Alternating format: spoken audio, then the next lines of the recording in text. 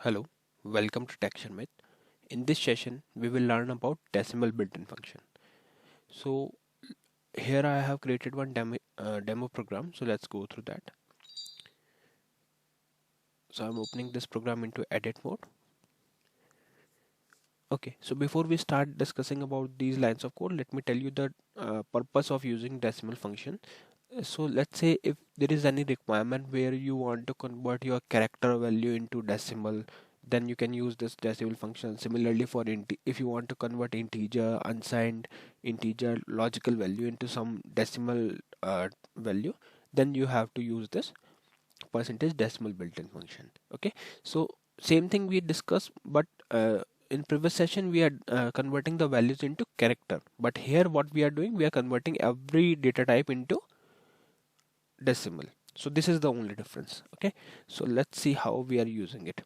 So for using it, or for the demonstration of this, I am declaring few variables of different data type, and then we will try to convert those value into decimal value. So on line number 11, what we are doing, we are declaring one variable as logical.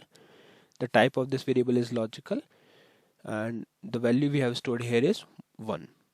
Second variable is of character type. The name is also character. Like, just to make it very clear, I'm giving the same name to the variable as of its type. Okay, the length is 5 and the value we have stored here is 1 2 3 4. Then another line number 13 is for integer variable, where I am storing the value as 50. And the last variable we have declared here is unsigned integer, and the value we are storing here is 20. So the length of this variable is 4. Okay, so these are the 4 different type of variable which we are going to convert into decimal. Now whenever we are converting anything into decimal, then we need one variable to store the value inside that. So to hold the decimal value, we need one decimal variable. So here on line number 16, I'm declaring one variable as decimal output, where I'm storing the value.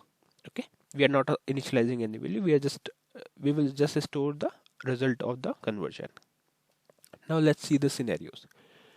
So here on line number 20, I'm using chgvar command to utilize my decimal built-in function. So just take F4 on chgvar, and then here I'm passing my variable name as %dec output, where I will store my output, and then I'm converting the logical value into decimal using percentage decimal built-in function.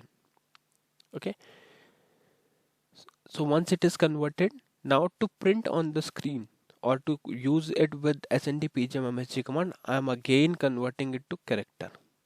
Okay, so the purpose is completed here only. Like, we have converted the logical value into decimal value. Now if you want to perform any operation on these decimal value, then you can do it, but for example purpose, I am printing this on the screen, so I am converting it to decimal to character again, and then we are showing that to the user.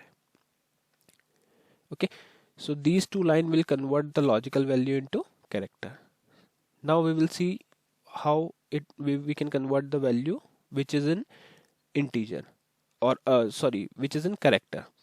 So on line number 26, we are converting the character value into decimal using decimal built-in function. So percentage decimal, then the converted value I'm again convert to character, because I want to display it into screen using sndpgm command. That's why I'm again converting it to character. Similarly, we have two lines for converting the integer value into decimal value, and this is my integer variable, so I'm converting it into decimal using percentage decimal built-in function, and then I'm converting it to character just to show the output. In the same way, we can also convert the unsigned integer value as well. So if you have any variable where you have stored the unsigned integer values, then you can easily convert that value into decimal. Okay, so I hope it is clear, because it is quite simple. We are just using percentage decimal built-in function here for converting the value into decimal. So let's compile it and see the output. It is compiled successfully. Now I'm calling it.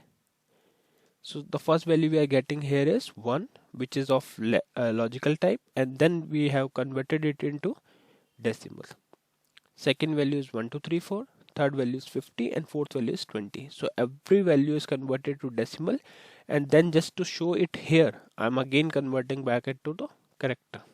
So this is the only purpose why we are converting it to character. Otherwise the task is done here only, like whenever we are converting the value, then it is good.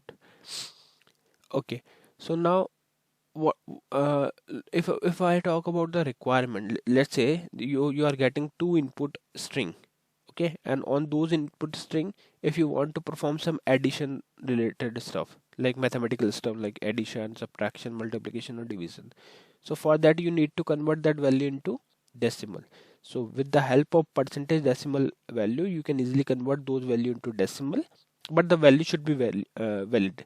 Like in character, there should be only numeric value returned inside the character field string. Then only we will be able to convert that value into decimal.